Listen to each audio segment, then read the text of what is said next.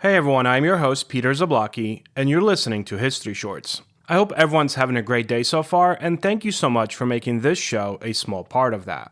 If you'd like to help me out with a small gesture, please leave History Shorts a rating or a review, and click that subscribe button if you haven't already done so. For sources and books used as the basis for these episodes, how to advertise on the show, and other information such as the list of our upcoming guests on the Conversation series, or a link to our Patreon account where you can listen to exclusive episodes not heard here, please visit www.historyshortspodcast.com. Today's episode is brought to you by the Podcast Republic, your ultimate podcast listening app. Discover and subscribe to thousands of podcasts from around the globe, all in one place. Download Podcast Republic now and take your podcast experience to the next level. Having said all of that, on the night of August 31st, 1944, in the unassuming town of Mattoon, Illinois, a war-weary American community encountered a terror that neither bombs nor bullets could explain. Just as the Second World War reached its fever pitch across the oceans, residents of this Midwestern town found themselves under siege from an invisible menace, a faceless phantom who seemed to strike at random and then vanish without a trace. Known to history as the Mad Gasser of Mattoon, the eerie mystery would captivate and terrorize a community for weeks, eventually fading into the fog of legend, but never offering a satisfying conclusion. Here is the rest of that story. Yesterday, December 7th, 1941. It's one small step for man, one giant leap for mankind. Mr. Gorbachev, tear down this wall. The first official report of the Mad Gasser of Mattoon came from the Kearney family. On that hot August night in 1944, Aline Kearney was lying in bed in her home on Grant Avenue with her 3-year-old daughter. Her husband, Urban Kearney, a taxi driver, was on his evening shift. Suddenly, Aline noticed a strange, sickly sweet odor drifting into the room. Within moments, her throat tightened, her lips burned, and her legs became numb. Terrified, she managed to scream for help, summoning her sister who lived nearby. When Urban returned home shortly afterward, he claimed to have seen a figure, a tall, thin man in dark clothing, fleeing from an open window. He gave chase, but quickly lost sight of the mysterious prowler. The police arrived but could not find any footprints, fingerprints, or evidence of a forced entry. At first, the authorities dismissed the incident, possibly spoiled food, a nervous condition, or hysteria brought on by wartime stress. But the very night, the same odor was reported at another house, this time on Marshall Avenue, a few blocks away. Dorothy Burrell, a neighbor, suffered similar symptoms: nausea, burning sensations, and a temporary paralysis. Within days, the reports multiplied. Victims across the town described the same pattern: an unexplained odor seeping into their homes, usually through a window, followed by symptoms that included coughing, dizziness, blurred vision, and sometimes complete paralysis of the lower limbs. Some even claim to hear a hissing sound or see a shadowy figure darting away into the night. The attacks, if they could be called that, were brief but potent. Whatever was happening in Mattoon was both terrifying and elusive. The situation escalated quickly. By September 5th, there were over 24 reports, and the local newspapers, the Mattoon Journal-Gazette, began running daily front-page stories warning citizens of the so-called Anesthetic Prowler. Headlines such as "The Mad Gasser on the Loose" and "Prowler with Gas Attacks Family" stoked public anxiety. The term Mad Gasser was coined in the press, evoking a villain worthy of pulp horror fiction. Panic gripped the town. Police received dozens of calls each night, often from terrified residents claiming to have seen a shadowy figure lurking near their homes. Neighborhood watch groups formed, and men armed with shotguns and baseball bats took to the streets at night, patrolling alleys and side yards. Women stuffed wet rags in their window cracks and kept their children in bed with them. The town's atmosphere was electric with fear, fueled by the notion that the enemy might not be in Europe or the Pacific, but right outside their bedroom window. One particularly memorable incident involved Carl and Bella Cordes, who reported being gassed on the night of September 5th. Carl, a police officer, claimed to have come home just in time to see a man fleeing the porch. His wife Bella had already been overcome by fumes. The next morning, Carl found a piece of white cloth on the porch. When he picked it up, he claimed it reeked of perfume and soon became ill himself. Investigators tested the cloth but were unable to determine any chemical composition.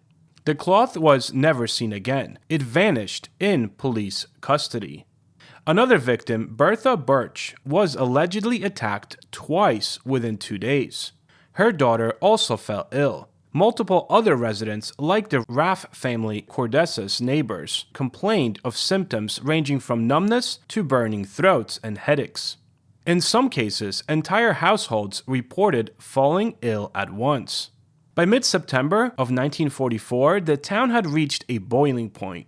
Dozens of reports poured in, some with highly specific details. All witnesses described a tall, thin man in dark clothes and a tight cap or a mask.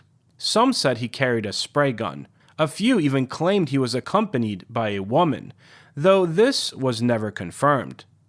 Law enforcement, overwhelmed and increasingly skeptical, began pushing a different narrative, one of mass hysteria. The official stance shifted. Dr. Edward J. Smith, the local commissioner of public health, told reporters that many of the symptoms could be explained by anxiety, carbon monoxide poisoning, and other natural causes. He suggested that public excitement might be causing psychosomatic reactions. Meanwhile, Chief of Police C.E. Call urged calm, noting that not a single suspect had been caught or positively identified.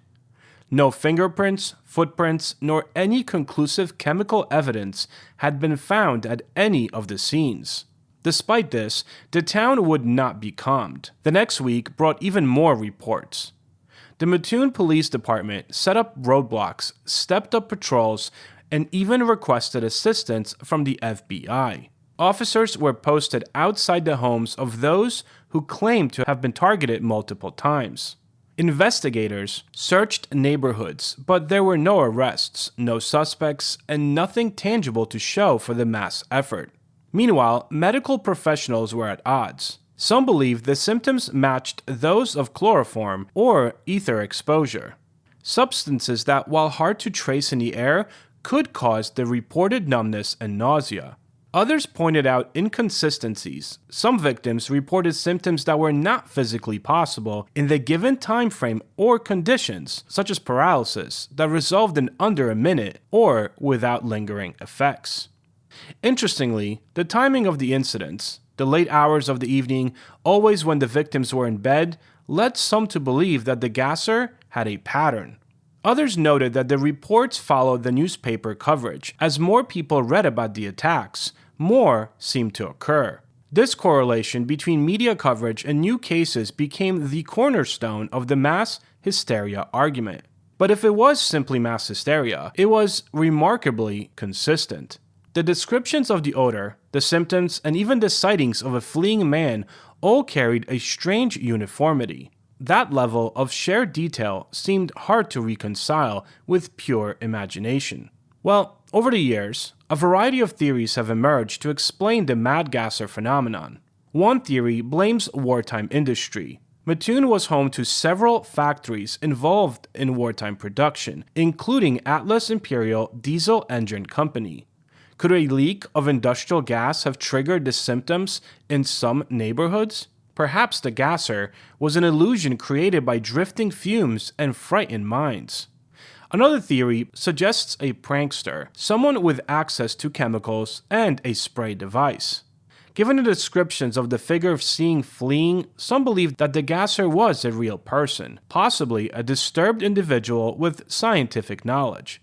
But even this theory has issues. Such chemicals would have to be handled with care, yet no one ever turned up sick from exposure while handling them, and no stash of equipment or chemicals was ever found.